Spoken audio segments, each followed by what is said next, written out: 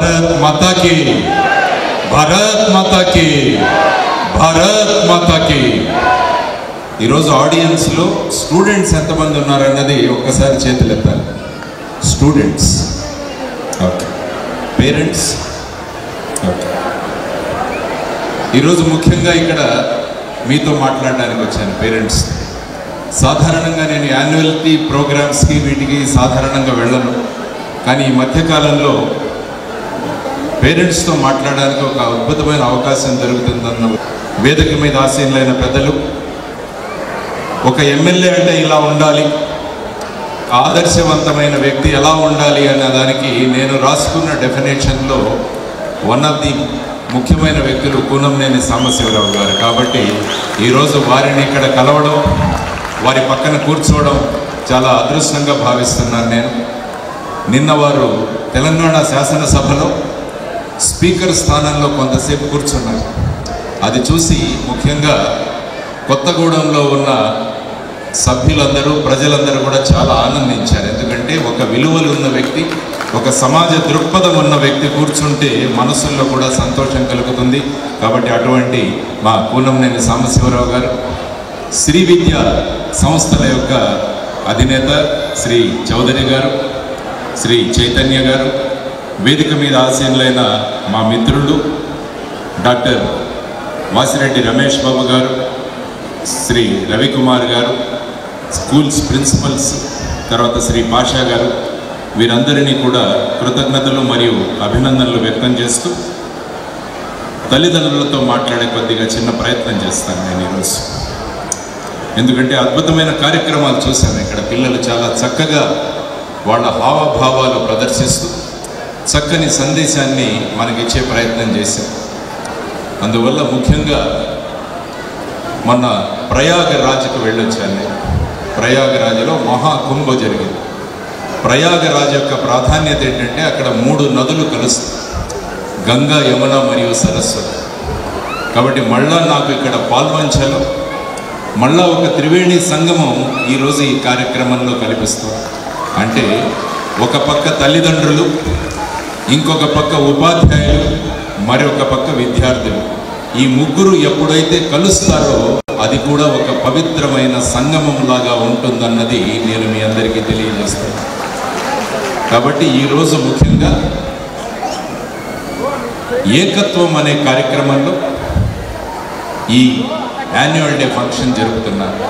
ఏకత్వం అంటే అందరం కలిసి ఉండడం, అందరూ కలిసి ఉండడాన్ని ఏకత్వం అంటాం మనం. కాబట్టి అటువంటి శీర్షికతో ఈరోజు ఈ కార్యక్రమాన్ని జరపడం చాలా ఆనందం.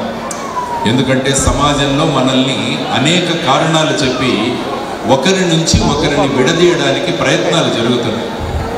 కానీ ఆ ప్రయత్నాలను వమ్ము చేస్తూ మనం అందరం కూడా కలిసి ఉండాలన్న ఒక కాన్సెప్ట్, ఏకత్వం అన్నది ముఖ్యంగా పిల్లలలో పోషించాలన్న ఉద్దేశంలో, ఆ పిల్లలలో ఏకత్వం అన్న విషయాన్ని వాళ్ళు తెలుసుకోవాలన్న ఉద్దేశంతో ఈరోజు ఏకత్వం అనే కార్యక్రమం ఏర్పాటు చేయడం చాలా అవసరం. మనం పూజలు చేస్తుంటాం. ఇప్పుడే వినాయక వందనం చేసి ఈ కార్యక్రమం మొదలైంది. ఆ తర్వాత రామాయణం జరుగుతున్నప్పుడు ఈశ్వరుణ్ణి కూడా చూపించారు స్క్రీన్ మీద. ఈశ్వరుడి మెడలో పాము ఉంటుంది. వినాయకుడి యొక్క వాహనం ఎలక. ఈ పాముకి ఎలకకి పడదు. ఈశ్వరుడి వాహనం నందీశ్వరుడు, అమ్మవారి వాహనం సింహం. సింహము నంది ఒక చోట ఉండలే. కుమారస్వామి యొక్క వాహనం నెమలి. నెమలికి పాము ఒక చోట ఉండవు. కానీ ఇవన్నీ కూడా ఒక చోట కలిసి ఉంటున్నాయంటే అది ఏకత్వాన్ని మనకు తెలియజేయడానికి ఆ విధంగా మనం తెలుసుకోవాలని మీ అందరికీ చెబుతున్నాను. కాబట్టి భిన్న భిన్న జాతులు, భిన్న భిన్న కులాలు, భిన్న భిన్న అభిప్రాయాలు ఉన్నా కూడా మనం అందరం కలిసి ఉండడం అన్నది చాలా ముఖ్యమైన విషయం. కాబట్టి ముఖ్యంగా చైతన్య గారిని అభినందిస్తున్నారు. ఇటువంటి శీర్షికతో ఈరోజు ఈ యాన్యువల్ ప్రోగ్రాం పెట్టినాను. కొన్ని 2-3 ఉదాహరణలను మాట్లాడతాను. తల్లిదండ్రుల పాత్ర ఏంటి అని, తల్లిదండ్రుల పాత్ర గురించి 1-2-3 ఉదాహరణలు చెప్పి, నరేంద్రుడు అనే ఒక పిల్లవాడు 1863వ సంవత్సరంలో జనవరి 12వ తారీఖున కలకత్తాలో జన్మిస్తారు.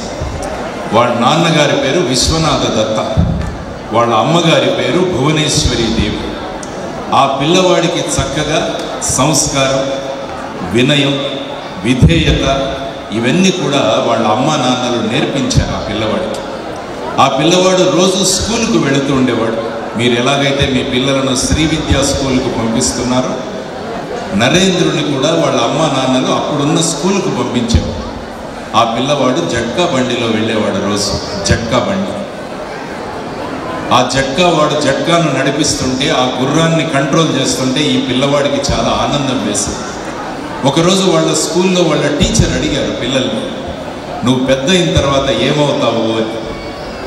ఆ పిల్లవాడు లేచి, నరేంద్రుడు నేను జట్కావాలా అవుతాను అన్నాడు.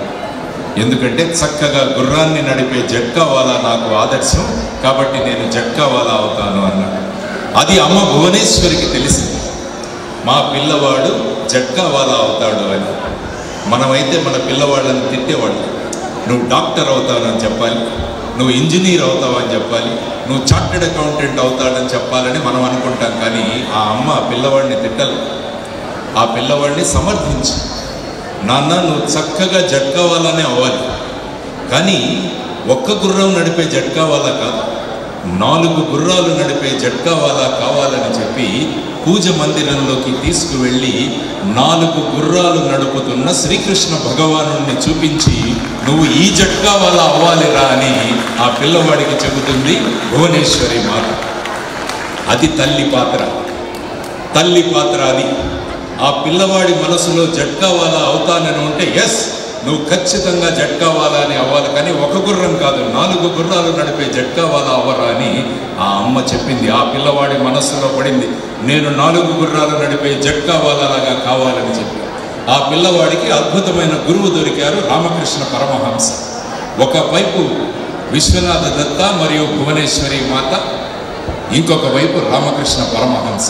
చూడండి, ఈ ఇద్దరు వ్యక్తులు కలయడం వల్ల, ఏకత్వం వల్ల, అటు అమ్మా నాన్నలు, ఇటు ఉపాధ్యాయులు, ఇటు విద్యార్థి, ఈ ముగ్గురు కలిశారు. నరేంద్రుడు స్వామి వివేకానందగా మారాడు. భారతదేశం అంటే ఏంటో ప్రపంచానికి చాటి చెప్పాడు స్వామి వివేకానంద. ఇది తల్లిదండ్రుల పాత్ర, ఇది తల్లిదండ్రుల పాత్ర. పిల్లల మనస్తత్వాలు తెలుసుకొని, వాళ్ళు ఏమవుతారో అని అనుకుంటున్నారని తెలిసి వాళ్లను సమర్థించడం, వాళ్లకు చక్కని మార్గదర్శనం చేయడం అన్నది తల్లిదండ్రుల పాత్ర. అటువైపు రామకృష్ణ పరమహంసం మాత్రమే ఉండి, అమ్మా నాన్నలు ఆ పిల్లవాడి ఎదుగుదల మీద లక్ష్యం కేంద్రీకరించకుంటే ఆ పిల్లవాడు నరేంద్రుడుగానే ఉండిపోయేవాడు. అమ్మా నాన్నలు చక్కగా ఉండి రామకృష్ణ పరమహంస లాంటి గురువు దొరకకున్నా కూడా నరేంద్రుడుగానే ఉండిపోయాడు. కానీ ఇటు అమ్మా నాన్నలు, ఇటు గురువు కలిసినందువల్ల ఆ పిల్లవాడు స్వామి వివేకానందగా మారి, ఇప్పుడు కూడా ఆ వ్యక్తిని గురించి మనం అనుకుంటున్నామంటే మన పిల్లవాళ్ళు ఎందుకు కాకూడదు అనేది మీరు ఆలోచించాలి. మన పిల్లవాళ్ళు సాధారణ వ్యక్తులుగా ఉండాలా, అసాధారణ వ్యక్తులుగా మారాలి అంటే అది మీ మీద ఆధారపడుతుందని గుర్తు చేయడానికి ఈరోజు నేను ఇక్కడికి రావడం జరిగింది. అబ్దుల్ అనే చిన్న కుర్రవాడు, అబ్దుల్ చిన్న గ్రామంలో పుట్టారు. వాళ్ళ నాన్న పేరు జైనుల్ అబ్దుల్, వాళ్ళ అమ్మగారి పేరు ఏషియమ్మ. ఆ పిల్లవాడికి అమ్మా నాన్నలు చక్కగా సంస్కారం, సంస్కృతి, వినయం, విధేయత నేర్పించారు. వాళ్ళ నాన్నగారు పడవలు తయారు చేసేవాడు. నాన్నగారు ఆ పిల్లవాడిని పడవలు ఎలా తయారు చేయాలో చిన్నప్పుడు నేర్పించాడు ఆ పిల్లవాడికి. ఆ పిల్లవాడు స్కూల్కి వెళ్ళాడు. అక్కడ శివసుబ్రహ్మణ్యం అయ్యర్ అని ఒక అద్భుతమైన గురువు గారు దొరికారు. ఇటు జైనులుద్దీన్ గారు, అయేషి అమ్మగారు, ఇటు శివసుబ్రహ్మణ్యం అయ్యర్, వీరు ఇద్దరూ కలిశారు. పిల్లవాడు అబ్దుల్ డాక్టర్ ఏపీజే అబ్దుల్ కలాంగా మారి భారతదేశాన్ని బ్రహ్మాండమైన విజయ పదంలో తీసుకువెళ్ళాడు డాక్టర్ ఏపీజే అబ్దుల్ కలాం. అబ్దుల్ కలాం గారిని మిసైల్స్ తయారు చేసిన తర్వాత ప్రెస్ వాళ్ళు వెళ్ళి అడిగారు, మీరు ఇంత చక్కగా మిసైల్స్ ఎలా తయారు చేయగలుగుతున్నారు అంటే ఆయన చెప్పినది ఏంటంటే, చిన్నప్పుడు మా నాన్న పడవలు ఎలా తయారు చేయాలో నేర్పించాడు, అది నేర్చుకుని భారతదేశానికి నేను మిసైల్స్ తయారు చేసి ఇచ్చానని అబ్దుల్ కలాం మాట్లాడారు. ఇది తల్లిదండ్రుల పాత్ర. మీ పాత్ర చాలా ముఖ్యమైన విషయం. వీళ్ళు స్కూల్ వాళ్ళు పిల్లవాళ్ళని చక్కగా వాళ్లకు నేర్పిస్తారు, పాఠాలు నేర్పిస్తారు. ఇంతకుముందు ప్రిన్సిపల్ గారు మాట్లాడుతూ కూడా స్కూల్ యొక్క పర్ఫార్మెన్స్లో మొట్టమొదటిగా చెప్పినది, మా పిల్లవాళ్ళు ఎగ్జామ్స్లో చక్కగా రాశారు, బ్రహ్మాండమైన ర్యాంకులు వచ్చాయి, ఐఐటికి వెళ్ళారు, నీటిలో సెలెక్ట్ అయ్యారని చెప్పారు. కాబట్టి మీ పిల్లవాళ్ళని చక్కగా పరీక్షలు రాసే విధంగా తయారు చేసే బాధ్యత వాళ్ళని తీసుకుంటున్నారు. మన బాధ్యత ఏంటి అన్నది తల్లిదండ్రులు గుర్తించగలగాలి. వీళ్ళు పిల్లవాళ్ళని సాక్షరులుగా తయారు చేస్తారు. మొన్న ఒక న్యూస్ పేపర్లో ఒక వార్త చదివాను. 82 ఏళ్ల ఇండస్ట్రియలిస్ట్ని వాళ్ళ మనవడు 72 సార్లు పొడిచి చంపాడు. మధ్యలో వాళ్ళ అమ్మ పడితే వాళ్ళ అమ్మను కూడా పొడిచాడు. మొన్న శ్రీకాకుళంలో ఒక హెడ్ మాస్టర్ స్కూల్ యొక్క ప్రేయర్లో నిలబడి, అసెంబ్లీలో నిలబడి గుంజీలు తీస్తున్నాడు. హెడ్ మాస్టర్ పిల్లల ముందు సాక్షాత్ నమస్కారం చేస్తున్నాడు. ఎందుకురా అని చూస్తే ఆ హెడ్ మాస్టర్ చెప్పిన మాటలు ఏంటో తెలుసా? ఈ పిల్లలను నేను మార్చలేకపోతున్నాను. వాళ్ళ అమ్మ నాన్నలు ఈ పిల్లల మీద ఏమాత్రం పట్టించుకోవడం లేదు. కాబట్టి ఈ పిల్లలను నేనేమీ మార్చలేకుంటున్నారు. కాబట్టి నన్ను నేను శిక్షించుకుంటున్నానని చెప్పి ఆయన గుంజీలు తీయడం మొదలుపెట్టాడు అందరి ముందు. ఆయనతో మాట్లాడాను నేను. ఆయన అన్నది ఏంటంటే, అమ్మా నాన్నలు పిల్లల్ని స్కూల్కి పంపించేస్తున్నారు, వాళ్ళ బాధ్యత మర్చిపోతున్నారు. మేము మంచి స్కూల్ సెలెక్ట్ చేసుకున్నాం, శ్రీ విద్యా స్కూలు. కాబట్టి మేము బిగ్ బాస్ చూసుకోవచ్చు, మేము మొబైల్ ఫోన్లో రీల్స్ చూసుకోవచ్చు, మేము మొబైల్ ఫోన్లో షార్ట్స్ చూసుకోవచ్చు. మొత్తం బాధ్యత ఆ శ్రీ విద్యా స్కూల్స్ తీసుకోవాలన్న ఉద్దేశంతో మీరు గనక ఉంటే మన పిల్లలు సాధారణ వ్యక్తులుగానే ఉంటారు, అసాధారణ వ్యక్తులుగా మారరు అని చెప్పడానికి నేను వచ్చాను. ఆలోచించండి ఒక్కసారి. మంచి స్కూల్ను సెలెక్ట్ చేసుకుని పంపించే బాధ్యత మీది. కానీ ఆ పిల్లలకు కావాల్సిన సంస్కృతి, సంస్కారం, వినయం, విధేయత నేర్పించాల్సిన బాధ్యత తల్లిదండ్రులది. ఇది గుర్తు చేయడానికి నేను వచ్చాను ఈ ప్రాంతం. మొన్న ఒకరి ఇంటికి వెళ్ళాము, మేము భోజనానికి పిలిచాము. మాకు భోజనాలు అక్కడ వడ్డించారు. వడ్డించి భోజనం చేయాలి అని కూర్చుంటే ఒక 4 సంవత్సరాల పిల్లవాడు వచ్చాడు. అక్కడికి వచ్చి వాడు ఏమన్నాడంటే తెలుసా మీకు? అంతా వడ్డించారు కదా, ఇక కుమ్మేయండి అంటున్నాడు. కుమ్మేయండి. మేము భోజనం అయిన తర్వాత ఆ పిల్లవాడి గురించి చెడ్డగా ఆలోచించలేదు. మేము వాళ్ళ అమ్మ నాన్నల్ని పిలిచి ఈ పిల్లవాడు ఈ విధంగా, కానీ అందరం సెల్ ఫోన్లు పట్టుకునే తిరుగుతున్నాం. ఇది అరెస్ట్ చేసేసింది మనల్ని అందరినీ, తన ఆధీనంలో తీసేసుకుంది. సెల్ ఫోన్లు లేకుండే బతకలేకపోతున్నాం మనం. రాత్రి అందరూ చేసే మనల్ని పిల్లల్ని ఏ విధంగా చేస్తున్నాం? మీ పిల్లలు అలా ప్రవర్తిస్తే రోడ్డు మీద మీరు ఒప్పుకుంటారా? మీ పిల్లలు ఆ విధంగా ప్రవర్తిస్తే మీరు ఒప్పుకుంటారా? ఒప్పుకోరు. కానీ మనం ఏం చేస్తున్నాం? పిల్లలతో అదే కార్యక్రమాన్ని చూస్తున్నాం. ఆ 2.5 గంటల సమయంలో పిల్లవాడికి సుభాష్ చంద్రబోస్ని పరిచయం చేయండి. ఆ 2.5 గంటలో ఆ పిల్లవాడికి భారతదేశ స్వాతంత్ర సంగ్రామం గురించి పరిచయం చేయండి. ఆ పిల్లవాళ్ళకి అద్భుతమైన రామాయణ, మహాభారత కథలు పరిచయం చేయండి. ఆ పిల్లవాళ్ళకి ఎలా తయారవుతారో చూడండి. వాళ్ళు దేశాన్ని శాసించే బిగ్ బాసులుగా తయారవుతారు. బిగ్ బాస్ అనే అనవసరమైన కార్యక్రమాన్ని వాళ్లకు చూపించడం కాదు, వాళ్లను తయారు చేయాలి దేశానికి ఉపయోగపడే పౌరులుగా. అది మీరు చేయగలరు. స్కూల్ వాళ్ళ బాధ్యత కాదది. కౌరవులకి, పాండవులకి ద్రోణాచార్యుడు గురువు ఒకడే. కానీ కౌరవులు కౌరవులుగా ఉండిపోయారు, పాండవులు పాండవులుగా తయారయ్యారు. దానికి ప్రధానమైన కారణం ధృతరాష్ట్రుడు, గాంధారి చూపించిన వల్లమాలిన ప్రేమ వల్ల వాళ్ళు కౌరవులుగా ఉండిపోయారు.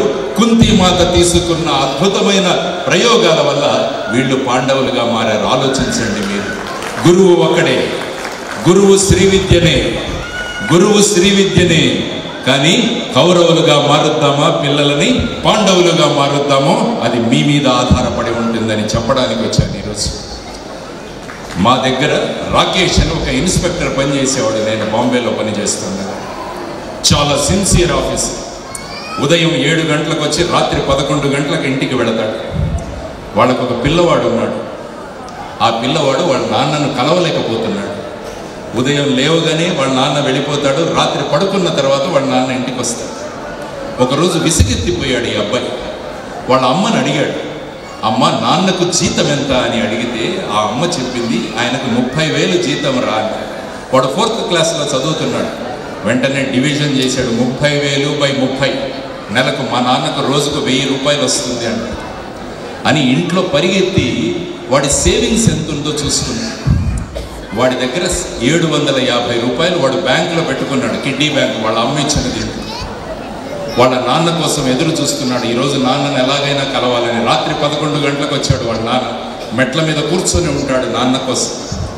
వాళ్ళ నాన్న ఆశ్చర్యపోతాడు, ఏంటి వీడు 11 గంటలకు ఇలా కూర్చున్నాడంటే, ఏరా అని అడిగితే, నాన్న 250 రూపాయలు ఇస్తావా అన్నాడు. కోపం వచ్చింది. భార్యను అడిగాడు, ఏంటి వీడు 250 రూపాయలు నన్ను అడుగుతున్నాడంటే, ఉదయం నుంచి ఇదే అడుగుతున్నాడండి, ఇచ్చేయండి వాడికంటే జేబులోంచి 250 రూపాయలు ఈ పిల్లవాడికి ఇస్తాడు. ఈ 250 రూపాయలు తీసుకుని ఇంటి లోపలికి వెళ్ళి తన దగ్గర ఉన్న 750 రూపాయలు, మొత్తం 1000 రూపాయలు మన దగ్గర నుంచి కోరుకునేది. మా తల్లిదండ్రులు మాతో సమయం గడపాలి. మీరు టీవీలో కూర్చొని వాళ్లతో పాటు కాబట్టి తల్లిదండ్రులకు నేను చేస్తున్న ఒక విన్నపం ఏంటంటే, పిల్లలతో పాటు సమయాన్ని గడపండి. మీరు చాలామంది అంటారు, మా పిల్లవాళ్ళు ఇంగ్లీష్ మీడియం అండి, మేము ఇంగ్లీష్ మీడియం కాదండి, మేమేమి చెబుతాం మీ పిల్లలకి. మిమ్మల్ని మ్యాథ్స్ చెప్పమని అడగట్లా, మిమ్మల్ని సైన్స్ చెప్పమని అడగట్లా, మిమ్మల్ని హిస్టరీ చెప్పమని అడగట్లే. పిల్లలకి వాళ్ళకి చక్కని విషయాలు నేర్పించండి, మంచి మాటలు చెప్పండి, మంచి వ్యక్తులను పరిచయం చేయండి, మంచి పాటలను పరిచయం చేయండి. చాలామంది పిల్లలు నేను అడుగుతాను, రాత్రి పడుకోబోయే ముందు మీరు ఏం చూసి పడుకుంటారంటే, చాలామంది చిల్లలు చెప్పింది ఏంటంటే, మేము సిఐడి క్రైమ్ పెట్రోల్ చూసి పడుకుంటామని చెప్తారు నాకు పిల్లలు. CID and crime petrol. మళ్ళీ టీవీ ఆన్ చేశాను నేను, ఏముంటుంది సిఐడిలో చూద్దాం. ఒక వ్యక్తి ఇంకొక వ్యక్తిని చంపేస్తాడు. 5గురు సిఐడి వాళ్ళు వస్తారు అక్కడికి.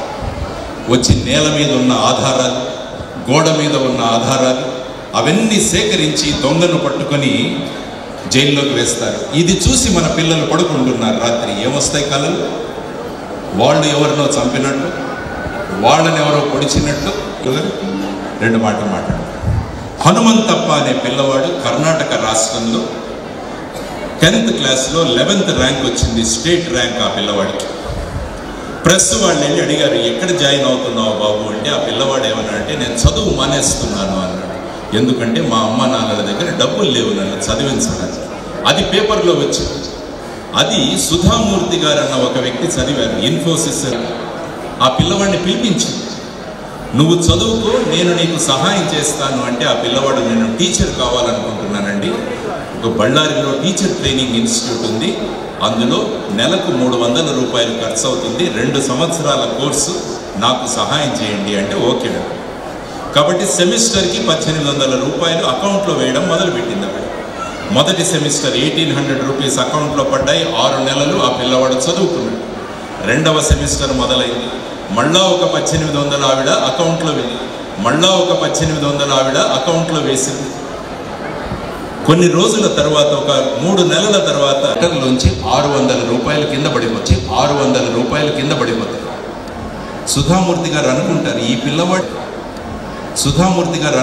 ఈ పిల్లవాడికి నేను సహాయం చేస్తున్నాడు, ఈరోజు 600 రూపాయలు తిరిగి పంపించేశాడు, ఈ పిల్లవాడు ఏమన్నా చదువు మానేస్తాడా అనుకుంటే, ఆ లెటర్లో ముందు రాస్తాడు, ఈ లెటర్తో పాటు నేను 600 రూపాయలు మీకు తిరిగి పంపిస్తున్నాను, ఎందుకంటే 2వ సెమిస్టర్లో మాకు 2 నెలలు హాలిడేస్ ఇచ్చారు, ఆ 2 నెలలు నేను కాలేజీలో లేను, కాబట్టి నాకు 600 రూపాయలు ఖర్చు అవ్వలేదు, కాబట్టి ఈ 600 రూపాయలు నేను మళ్ళా మీకు తిరిగి పంపిస్తున్నానని హనుమంతప్ప రాసి పంపిస్తాడు. ఈ కథ చెప్పండి, హనుమంతప్ప కథ. సిఐడి కాదు, క్రైమ్ పెట్రోల్ కాదు, మన పిల్లవాళ్లకు చూపించాల్సింది హనుమంతప్ప కథ చెప్పండి. పిల్లవాళ్ళు ఎంత చక్కగా నిద్రపోతారు. నేను కూడా ఆ విధమైన నిజాయితీ పరుడుగా కావాలని పిల్లల మనసుల్లో మీరు చెప్పే ప్రతి మాట బ్రహ్మాండంగా ఒక బాణంలాగా వెళ్ళి వాళ్ళ మనసులని ఆక్యుపై చేస్తుంది. కాబట్టి తల్లిదండ్రులకు నేను చేస్తున్న విన్నపం ఏంటంటే, రాత్రి పడుకోబోయే ముందు పిల్లవాళ్ళకు ఒక మంచి కథను చెప్పి పడుకోబెట్టండి. సింధు కథ చెప్పండి.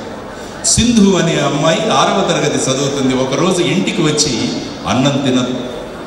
అమ్మ నాన్నలు అడుగుతారు, నాకు ఒక ప్రామిస్ చేయండి అడుగుతుంది అమ్మాయి. ఏం ప్రామిస్ ఉంటుంది? పిల్లలు ఏమడుగుతారు? సినిమాకు తీసుకెళ్ళానో ఐస్ క్రీమ్ కొనిచ్చారో అని అమ్మ నాన్నలు ఓకే అన్నారు. ఆ అమ్మాయి అన్నం తినిన తర్వాత ఏమడిగిందో తెలుసా? నాకు గుండు చేయించండి అడిగింది. గుండు. ఆ అమ్మాయి మంచి చుట్టూ. అమ్మ నాన్నలు ఎంత బ్రతిమాలినా కూడా అమ్మాయి వినలా, నాకు గుండు కావాల్సింది. వెళ్ళి గుండు చేయించేశారు అమ్మాయికి.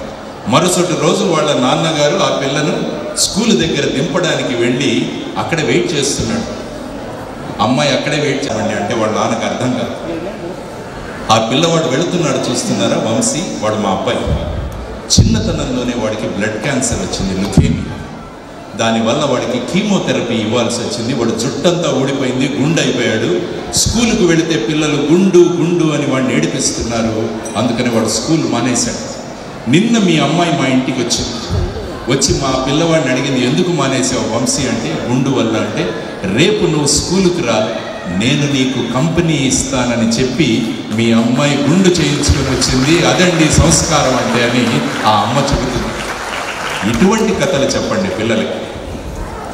పంచ కట్టుకొని, బనీను వేసుకొని, గొడ్డలి పట్టుకొని ఎర్రచందనం కొట్టే వాళ్ళ సినిమాలు చూపించడం కాదు. మీరు సింధు కథ చెప్పండి, హనుమంతప్ప కథ చెప్పండి. పిల్లలకి ఏ విధంగా తయారవుతారో పిల్లలు చూద్దాం. ఇది మనం చేయాల్సిన పని. కాబట్టి తల్లిదండ్రులందరికీ నేను చేస్తున్న విన్నపం ఏంటంటే, ఇది ఒక బాధ్యతగా 16 సంవత్సరాలు వచ్చేంత వరకు పిల్లలను చక్కగా మీరు గనక పెంచగలిగితే, రవీంద్రనాథ్ ఠాగూర్ అంటారు, by the time the child become 16 years old the cost is mould అంటాడు ఆయన. 16 సంవత్సరాలు వచ్చేసరికి వాళ్ళు వ్యక్తులుగా తయారైపోతారు. ఆ తర్వాత మనం ఏమీ చేయలేమంటారు. కాబట్టి 16 సంవత్సరాల వరకు పిల్లలను ఒక యజ్ఞంలాగా పెంచండి. మన బాధ్యతలను సక్రమంగా నిర్వహించగలిగితే ఆ పిల్లలు అసాధారణమైన వ్యక్తులుగా తయారవుతారన్నది చెప్పడానికి మీ ముందు వచ్చాను. కాబట్టి ఒకసారి ఆలోచించండి. అమ్మలు ముఖ్యంగా టిఫిన్లు కడుతుంటారు పొద్దున. ఏమంటారు మీరు పిల్లలను టిఫిన్ కడుతూ? 3 ఇడ్లీలు పెట్టాను రా, 3 ఇడ్లీలు పెట్టానమ్మా, నువ్వే తినాలి, నువ్వే తినాలి, నువ్వే తినాలి, నువ్వే తినాలి, టిఫిన్ ఖాళీగా పట్టుకురాకూడదని మీరు చెబుతుంటారు పిల్లలకి. ఈరోజు అమ్మా నాన్నలకు నేను చెబుతున్నది ఏంటంటే, అమ్మలకు ముఖ్యంగా ఇంకొక ఇడ్లీ ఎక్స్ట్రా పెట్టండి.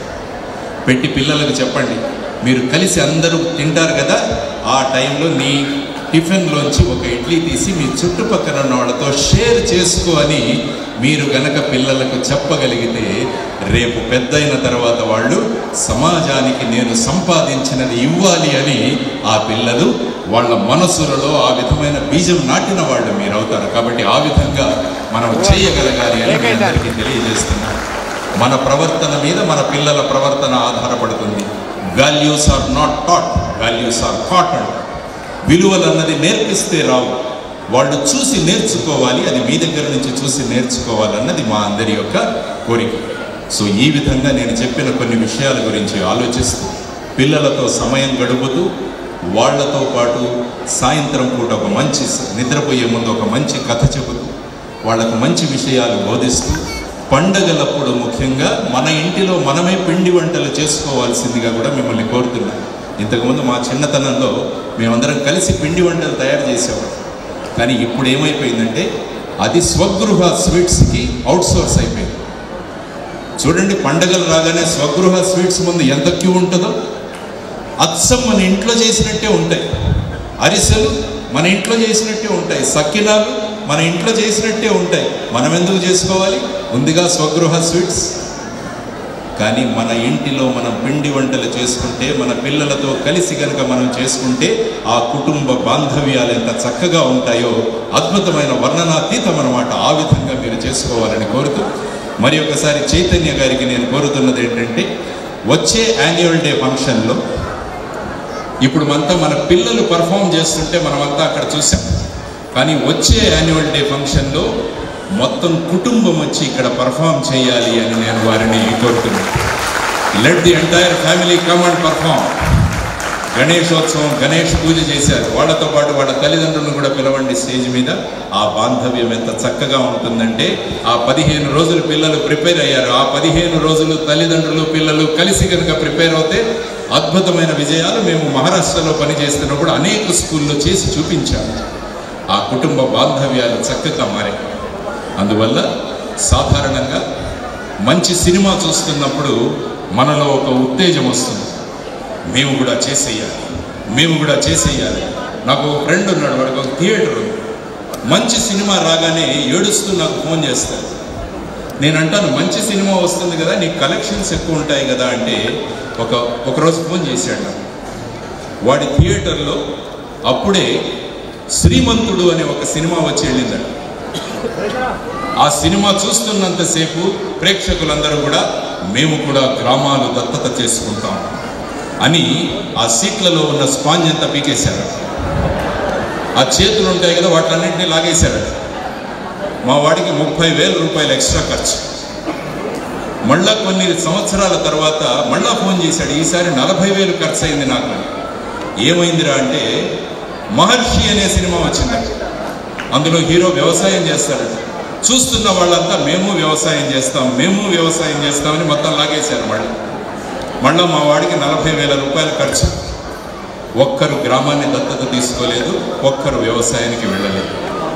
అందువల్ల ఎందుకు చెప్పానంటే, ఇది మీరు విన్నారు, ఆలకించారు, చాలా విషయాలు నేను చెప్పింది. కానీ ఈ గేట్లు నుంచి బయటికి వెళ్ళిన తర్వాత మళ్ళా బిగ్ బాసే, మళ్ళా రీల్సే, మళ్ళా షార్ట్సే, మళ్ళా సిఐడినే, మళ్ళా క్రైమ్ పెట్రోలే. ఇదే అయిపోతే ఏముంటుందండి? ఆలోచించండి ఒక్కసారి.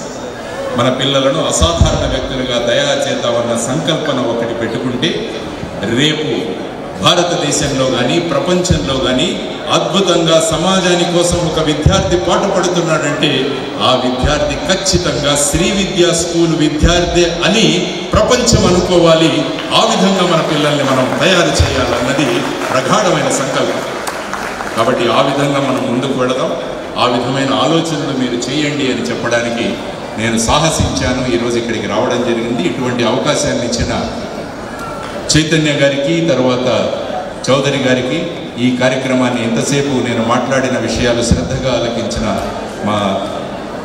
మా రోల్ మోడల్ కూనంనేని సాంబశివరావు గారికి, మా మిత్రుడు డాక్టర్ రమేష్ బాబు గారికి, మిగతా వేదిక మీద ఉన్న ఆసీనులైన పెద్దలందరికీ కూడా కృతజ్ఞతలు వ్యక్తం చేసుకుంటూ, పిల్లలు కూడా కొంతమంది ఉన్నారని చేతులెత్తారు. కాబట్టి ఆ పిల్లల కోసం 3 విషయాలు చెప్పి పెడతాను.